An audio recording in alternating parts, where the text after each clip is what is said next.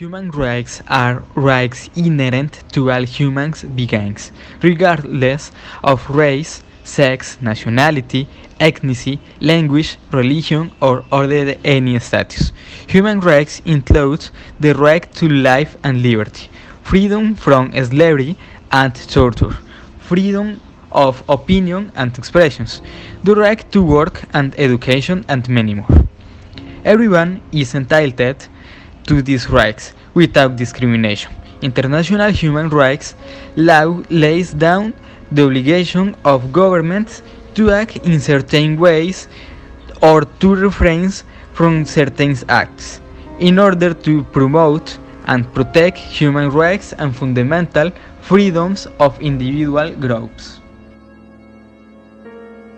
The concept and the Declaration of Human Rights appeared for the first time in 1948. However, there were a series of previous facts and treaties that already wanted to bring equality to all human beings. So, let me give you some examples. The Magna Carta by the King of England in 1215, the independence of North America in 1776, or the French Revolution in 1789.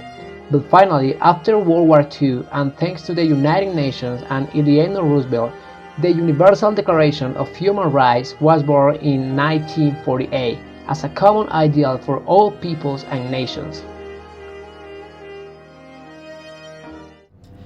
As an institution that leads human rights in the world, we have the United Nations, an institution which made the Universal Declaration of Human Rights, which was adopted by the Third General Assembly of the United Nations on December 10 of 1948 in Paris, France.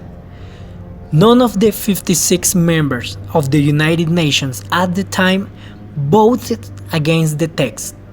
Since then, different non-governmental human rights organizations have been created, such as Human Rights Watch, Amnesty International, and the Human Rights Action Center. The rights can be classified in three dimensions, also known as three generations theory of human rights. In first place, there are the civil and political rights, such as the right to life, the right to a fair trial, freedom of mind, thought, and religion, freedom of expression and information, freedom to free elections, and the right to privacy. In second place, there are economic, social, and cultural rights.